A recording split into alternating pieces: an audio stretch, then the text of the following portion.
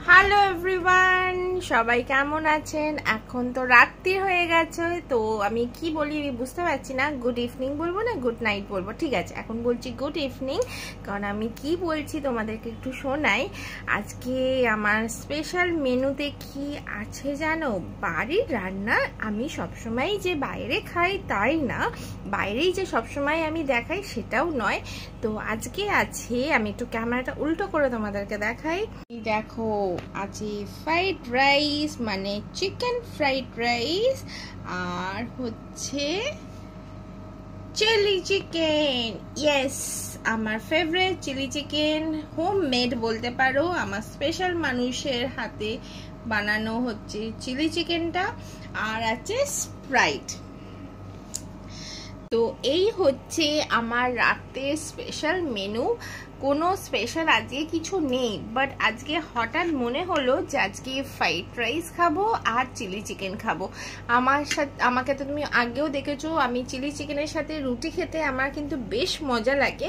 কিন্তু আজকে সামাও বললো যে না, আজকে ফ্রাইড রাইস খাবো। তো দুটোই হচ্ছে বাড়িতে বানানো fried rice plus chilli chicken, আর তার সাথে আছে স্প্রাইট। তো চলো তাহলে খেয়ে দেখি কেমন হয়েছে।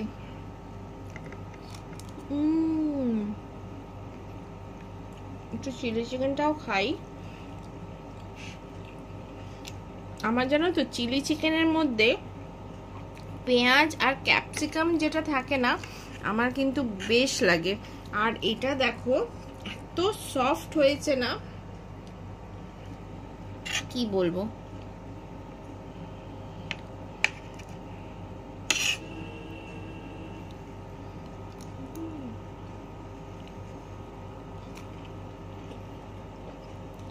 জাস্ট ফাটাফাটি হয়েছে, বিশ্বাস করো, জাস্ট ফাটাফাটি হয়েছে। চিলি চিকেনটা আমিও বানাই, বাট আমার সামহাও ওর হাতে চিলি চিকেনটা আমার না জাস্ট দারুণ লাগে। দারুণ বানাই, কারণ এত জুসি হয়। কি করে বানাই জুসিটা আমি বলতে পারবো না।